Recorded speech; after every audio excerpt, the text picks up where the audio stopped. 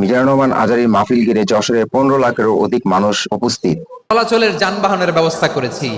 আমরা স্থলে ঘোড়ার উপরে চড়ি, উটের উপরে চড়ি, গাড়ির উপরে চড়ি। এই যে গাড়ির ইঞ্জিন বানাইছি আমরা, এটার মেধা দিয়েছে কে? আবার সাগরের মধ্যে আমরা নৌযান, জলযান, বড় বড় জাহাজ দিয়ে এক মহাদেশ থেকে আরেক মহাদেশ যাই, এক দেশ থেকে মালামাল গুলো আরেক দেশে পাঠাই। সাগরের ভেতরে নৌকাগুলোরে ধরে রাখলো কে? থেকে আরেক মহাদেশে যায়। গত মাসে আমার জাপান সফর ছিল। এই যে বাংলাদেশে যে গাড়িগুলো চালান, বেশিরভাগ গাড়ি আসে কিন্তু জাপান থেকে। হাজার হাজার গাড়ি একটা জাহাজ বহন করতে পারে, হাজার হাজার গাড়ি।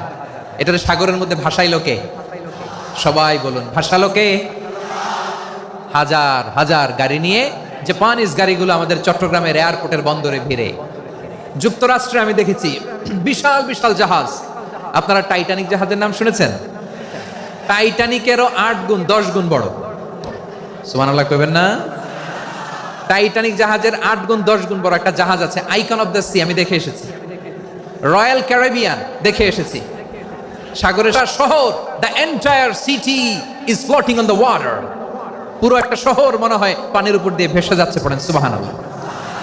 এই যে আইকন অফ দ্য সি, এই ক্রুজ, এই জাহাজটা, এটার ভিতরে স্টেডিয়াম আছে। কিসের ভিতরে স্টেডিয়াম? কথা বুঝে নাই বোধহয়। স্টেডিয়াম কিসের ভিতর? সুইমিং পুল আছে, শপিং মল আছে, রেস্টুরেন্ট আছে, ক্লাব আছে, 3000 4000 রুম বিশিষ্ট, কক্ষ বিশিষ্ট হোটেল আছে। এই সবগুলোর নিয়ে এগুলো চলে সাগরের এই দোলার মধ্যে, জলোচ্ছ্বাসের মধ্যে। এই সাগরের ভেতরে এই জাহাজগুলোর ভাষায় রাখছে কে? সূরাতুর রহমানে আল্লাহ তাআলা বললেন, ওয়ালাহুল জাওয়ারিল। মানুষরা এক দেশ থেকে আরেক দেশে যায়, এই জাহাজগুলোর সাগরের ভেতরে ভাষায় রাখলো কে? এই আয়াতের ভেতরে আল্লাহ তাআলা সূরাতু বনী ইসরাঈলের এই চমৎকার আয়াতের ভেতরে আল্লাহ তাআলা বেসিক্যালি মানব জাতির প্রতি তার 4টি স্পেশাল অনুগ্রহের কথা বলেছেন। কয়টি? 2টা বলে ফেলছি। 1 নাম্বার, ওয়ালাকাদ কাররামনা বনি আদম। আমি বনি আদমের সম্মান বাড়াইছি। নাকি মুসলমানদের? নাকি মুসল্লিদের? কার সম্মান বাড়িয়েছি? বনি আদমের।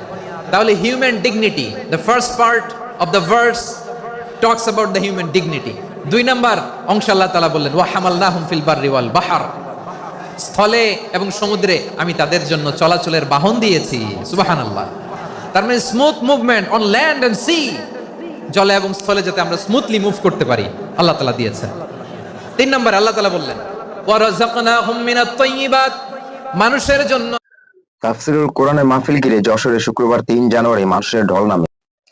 এদিন সকাল থেকে চারপাশ থেকে মানুষের স্রোতের মতন আসতে থাকে যশোর শহরতলির উলোরায় হাটে মাহফিলের স্থান। সন্ধ্যা পার হয়ে গেলেও মানুষের স্রোত থামেনি, বরং আরো বাড়তে থাকে, যার প্রভাব জেলা শহর দক্ষিণ অঞ্চলে পরে অংশ মানুষের মেলা পরিণত হয়। পাড়া মহল্লায় সাদা কাপড় টাঙিয়ে সরাসরি সম্প্রচার করতে দেখা যায়। আয়োজন করে ধারায় 15 লাখ মানুষের উপস্থিত ঘটেছে এই মাহফিলে। মানুষের ভিড়ে মাহফিলে ধাক্কাধাক্কিতে 30 জনের আহত হওয়ার খবর পাওয়া যায়, যাদের মধ্যে 10 জনকে যশোর জেনারেল হাসপাতালে ভর্তি করা হয়েছে। চিকিৎসকরা জানান, অধিকাংশ বুক এবং শরীরে বিভিন্ন স্থানে আঘাত লেগেছে। দেশের 6 জন স্কলারদের উপস্থিতিতে পুলের হাটে 3 দিন ব্যাপী তাফসীর কোরআনের মাহফিলের শুরু হয়। গত বুধবার 1 জানুয়ারি আতেদন ফাউন্ডেশন এই মাহফিলের আয়োজন করেন। প্রথম 2 দিন আলোচনা করেন আব্দুল্লাহ হাট, মোহাম্মদ সাইফুল, আল্লামা মামুনুল হক, মাওলানা রফিকুল ইসলাম মাদানী ও মুফতি আমির হামজা। শুক্রবার প্রথম আলোচনা করেন শায়েখ হুজুর মিজানুর রহমান আজারী। আলোচনা শুরু করেন রাত 9টার দিকে। মূল মিজানুর রহমান আজারী আলোচনা শোনার জন্য মানুষের মধ্যে এত আগ্রহ দেখা গিয়েছে।